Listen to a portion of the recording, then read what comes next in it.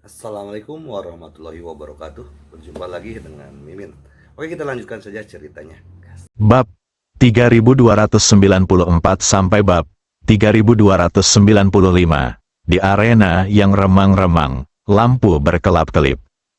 7 dewa palsu berdiri di sana, seperti setan dari neraka, memancarkan aura suram. Setiap dewa palsu memiliki kemampuan yang sangat kuat, dan mata mereka tertuju pada Ye Chong, yang berjalan perlahan. Ye Chong berjalan ke atas ring dan berdiri di hadapan 7 dewa palsu dengan ekspresi normal. Menghadapi serangan mendadak ke-7 dewa palsu ini, dia tidak menunjukkan rasa takut apapun. Ketika ke-7 dewa palsu ini melihat Ye Chong, mereka tidak berbicara dan langsung menyerang. Tiba-tiba, hanya satu dari mereka yang terlihat, dan cahaya ungu menyilaukan muncul di sekujur tubuhnya. Segera setelah itu, dewa palsu itu meledak, dan meriam kekuatan ungu membombardir Ye Chong. Pada saat yang sama, beberapa dewa palsu lainnya juga meledakkan 7 gelombang kekuatan, masing-masing membawa kekuatan besar dan membombardir Ye Chong. Bahkan Ma Huatian di kejauhan merasakan kekuatannya. Dia yakin jika dia berada di tempatnya, dia akan hancur berkeping-keping oleh kekuatan ini. Segera setelah itu, dia melihat 7 kekuatan ungu, seperti 7 naga yang marah, mengaum dari segala arah pada saat yang sama, membombardir Ye Chong dengan keras. Setiap kekuatan mengandung serangan yang menghancurkan, seolah-olah dapat menghancurkan seluruh dunia. Melihat Ye Chong lagi, dia hanya berdiri di sana dengan sedikit senyum di bibirnya. Segera, seluruh tubuhnya mulai bersinar dengan warna cian samar, dan perisai tipis energi sejati berkumpul di depannya. Detik berikutnya, ketika 7 sinar kekuatan membombardir perisai biru, seluruh lapangan tinju di bawahnya bergetar. Tabrakan kekuatan meledak seperti guntur, dan gelombang energi yang kuat meledak seketika, menghancurkan segala sesuatu di sekitar ring hingga berkeping-keping. Meskipun Ma Huatian memiliki keterampilan seorang master, dia masih pusing karena keterkejutannya, dan butuh waktu lama untuk pulih. Bahkan udara di sekitarnya sepertinya tersulut oleh kekuatan ledakan, meledak menjadi cahaya yang menyilaukan. Pecahan batu di arena terus berterbangan di udara, seperti bintang di langit. Ye Chong berdiri di tengah dan tidak terpengaruh sama sekali. Setelah beberapa detik, debunya hilang, Ye Chong masih utuh. Dan melihat ke-7 dewa palsu itu, ada sedikit kejutan di mata kosong mereka. Namun, sebelum dewa-dewa palsu ini dapat mengambil tindakan lebih jauh, Ye Chong mengambil tindakan. Ye Chong baru saja berjalan menuju dewa-dewa palsu ini dengan tenang. Gerakan Ye Chong tampak mudah dan santai, tetapi mengandung kekuatan luar biasa. Tampaknya Ye Chong hanya berjalan ke arah mereka dengan lembut. Namun, hanya dalam beberapa langkah sederhana, ke-7 dewa palsu itu dikalahkan oleh Ye Chong. Tidak ada gerakan yang tidak perlu dari Ye Chong, dan kekuatan tak terlihat menghantam ke-7 dewa palsu itu. Segera setelah itu, tubuh 7 dewa palsu berguncang, dan mereka roboh satu demi satu. Wajah dewa-dewa palsu buatan manusia ini sekarang menunjukkan kepanikan dan kebingungan. Sepertinya otak mereka tidak mengerti mengapa Ye Chong bisa mengalahkan mereka dengan mudah. Ye Chong berdiri di depan mereka, tidak berkata apa-apa, hanya berdiri diam di sana, menatap dewa-dewa palsu ini dengan matanya. Namun pada akhirnya, Ye Chong tidak melihat informasi berguna apapun. 7 dewa palsu dengan cepat kehilangan sisa hidup mereka dan jatuh ke tanah dengan tenang. Semua ini dilihat oleh Ma Huatian dari kejauhan. Mata Ma Huatian saat ini penuh dengan keterkejutan dan kegembiraan. Dia tidak tahu bagaimana Ye Chong membunuh orang asing ini. Namun, dia bisa yakin bahwa Ye Chong adalah master top, bahkan lebih kuat dari dirinya sendiri. Mungkin dengan orang-orang seperti Ye Chong, rencananya bisa berhasil. Memikirkan hal ini, Ma Huatian tidak bisa menyembunyikan kegembiraannya. Kemudian, Ma Huatian dengan cepat mengeluarkan saklar dari sakunya dan diam-diam mengaktifkannya. Ye Chong dengan mudah membunuh dewa-dewa palsu ini. Dia awalnya ingin melihat sesuatu dari mereka. Tapi sayangnya, tidak ada yang bisa ditemukan. Ketika Ye Chong berhenti mempelajari dewa-dewa palsu ini dan berbalik, dia menemukan bahwa Ma Huatian telah menghilang. Tapi ada seorang wanita berbaju merah duduk di kursi Ma Huatian. Namun, wanita ini sepertinya sudah mati, dan dia terjatuh di kursi dengan rambut acak-acakan. Meskipun Ye Chong telah mengalami banyak pertempuran, dia juga bingung dengan kejadian yang tiba-tiba ini. Ia segera menghampiri untuk memeriksa wanita berbaju merah tersebut, dan ternyata wanita tersebut memang sudah meninggal. Ma Huatian, sebaliknya, hilang. Ye Chong terdiam, tidak tahu apa yang sedang terjadi. Dia mengeluarkan ponselnya dan menelepon Ma Huatian, tetapi dia tidak bisa tersambung sama sekali. Ye Chong mencari di seluruh ring tinju bawah tanah, tetapi tidak menemukan jejak Ma Huatian. Dia tidak punya pilihan selain pergi dulu. Saat Ye Chong meninggalkan ring tinju bawah tanah, telepon tiba-tiba berdering. Itu adalah panggilan Song Yanan. Ternyata Song Yanan ada di mall dan ingin makan malam bersama Ye Chong. Ye Chong tidak akan pernah menolak wanita cantik yang mencari makan malam. Jadi, Ye Chong untuk sementara melupakan Ma Huatian dan langsung pergi ke Song Yanan. Lokasi yang mereka sepakati adalah pusat komersial zona pengembangan. Ini adalah tempat berkumpulnya sebagian besar bisnis di seluruh zona pengembangan. Pada malam hari, tempat ini terang benderang. Ketika Ye Chong datang ke sini, dia bisa melihat pusat perbelanjaan tinggi dan lengkap berdiri di sana dari kejauhan. Dinding tirai kaca mal yang tinggi berkilau di malam hari, mencerminkan pemandangan sekitarnya seperti mimpi. Saya harus mengatakan bahwa tampilan ini modis dan unik, dengan desain ramping dan lampu terang sehingga langsung dapat dikenali. Ye Chong kemudian berjalan ke mal, dan suasana yang hidup menerpa dirinya. Di aula yang luas, terdapat berbagai macam toko, mulai dari pakaian modis hingga aksesoris indah, dari mainan trendy hingga karya seni. Lampu-lampu di mal yang lembut dan musik yang merdu menciptakan lingkungan berbelanja yang nyaman bagi pelanggan. Ye Chong berjalan lurus lewat sini dan mencapai area makanan di mal. Di sini makin semarak, dan aroma segala macam makanan enak bikin orang ngiler. Kemanapun Anda melihat, ada restoran Jepang, restoran Korea, kafe, dan kedai barbecue. Daerah sekitarnya pun semakin ramai. Banyak orang yang mondar-mandir di antara toko-toko, mencicipi berbagai makanan lezat. Ada juga area rekreasi di mal bagi pelanggan untuk beristirahat dan bersenang-senang. Banyak pasangan muda yang duduk di sofa mengobrol, atau berjalan bergandengan tangan di mal, menikmati kebersamaan satu sama lain. Kawasan bisnis malam hari ini tidak diragukan lagi adalah surga bagi para pecinta. Song Yanan mendatanginya saat ini, mungkinkah, Ye Chong berpikir dengan liar. Saat ini, Ye Chong sudah melihat Song Yanan. Song Yanan mengenakan gaun denim hari ini, terlihat sangat kasual, dibandingkan dengan gaya kakak perempuan kerajaan sebelumnya. Dia sekarang jauh lebih manis. Dia dengan hati-hati merias wajah cantiknya dan tampak cantik di bawah cahaya. Song Yanan melambai pada Ye Chong, menyuruhnya segera datang. Penampilan cantiknya menarik perhatian banyak pria di sekitarnya. Ketika orang-orang ini melihat Song Yanan melambai ke Ye Chong, mereka semua menunjukkan ekspresi kekecewaan dan kecemburuan. Ye Chong melihat Song Yanan dan hendak berjalan ketika dia menyadari ada seorang gadis berdiri di samping Song Yanan. Ini seharusnya menjadi teman Song Yanan. Song Yanan sedang bersama teman-temannya, jadi ini bukan apa-apa.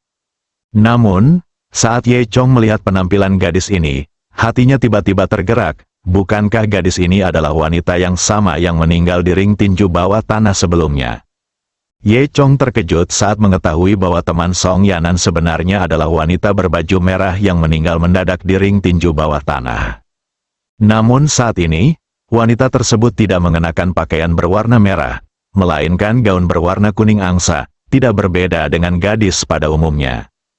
Ye Chong berjalan mendekat dan terus menatap wanita itu sambil melihat ke atas dan ke bawah. Sampai Song Yanan mengulurkan jari rampingnya dan melambaikannya di depan mata Ye Chong. Aku berkata, Ye Chong, apa yang kamu lakukan? Apakah kamu jatuh cinta dengan sahabatku? Apakah kamu ingin aku memperkenalkanmu padanya? kata Song Yanan sambil tersenyum. Sahabatnya juga menundukkan kepala dan menutup mulutnya sambil tertawa. Saat itulah Ye Chong kembali sadar.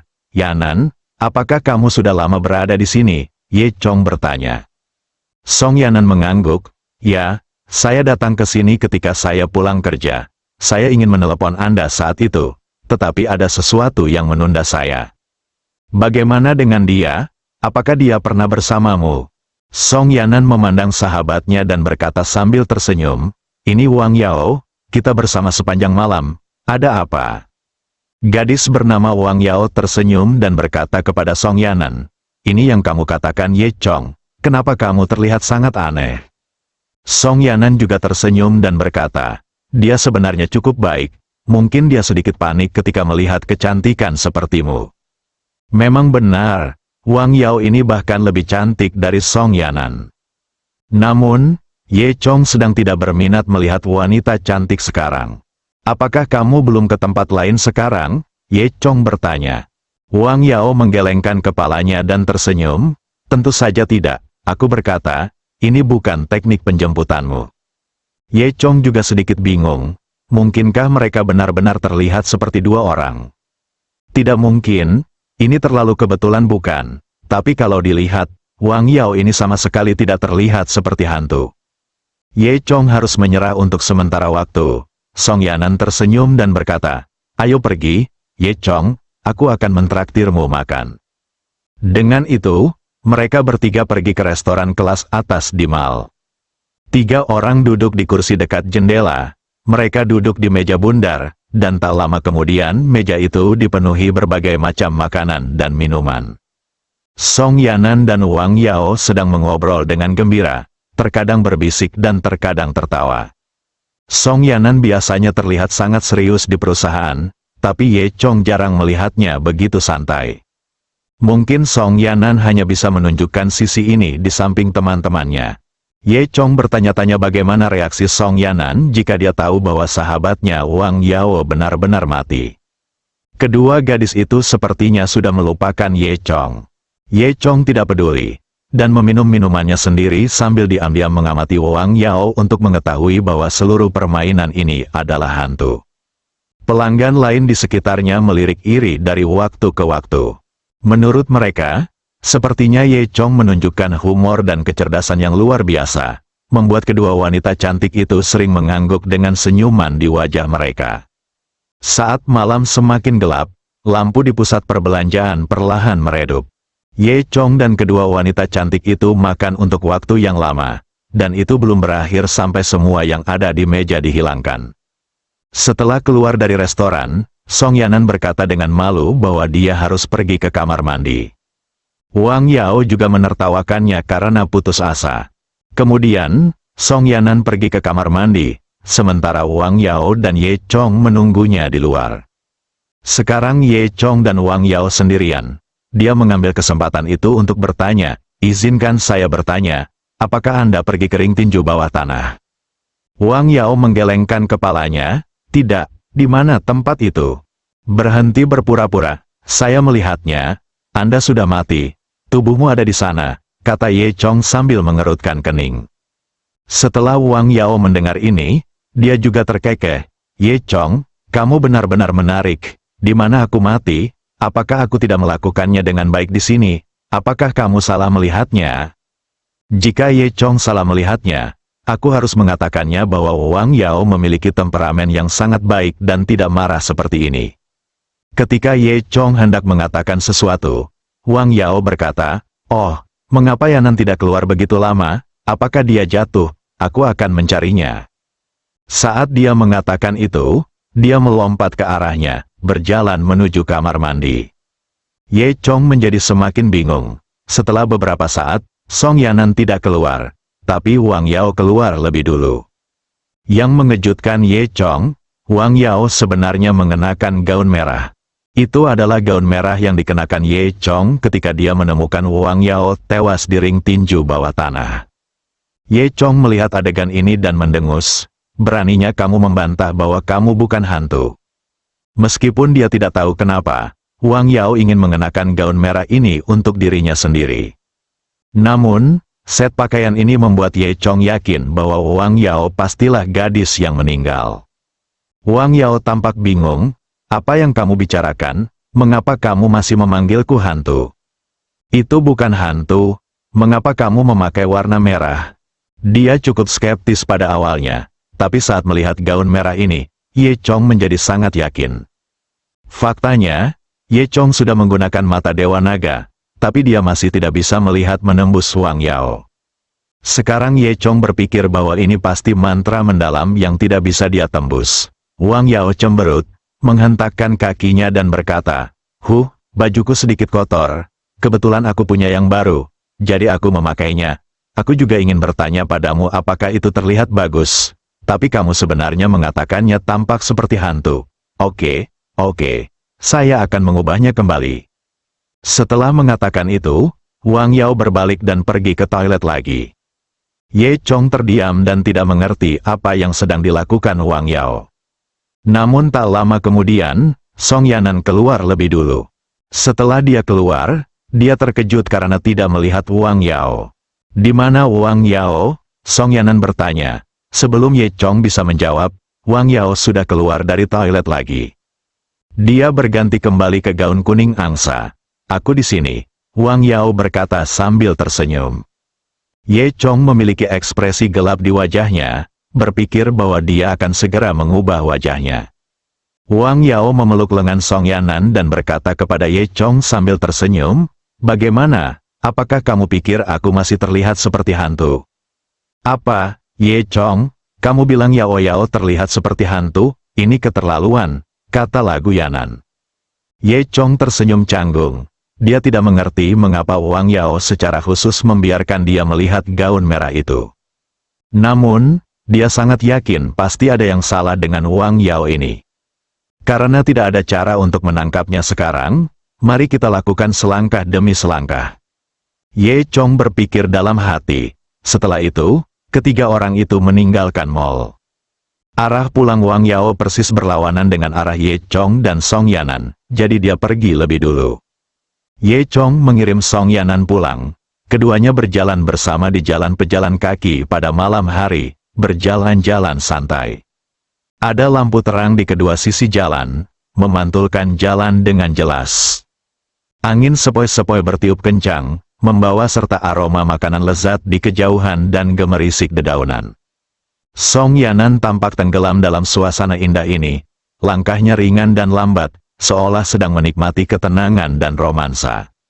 Ada arus pejalan kaki yang tak ada habisnya di jalan pejalan kaki, dan toko-toko di sekitarnya berwarna-warni. Namun, Song Yanan tidak mempedulikan hal ini, dengan senyuman di wajahnya.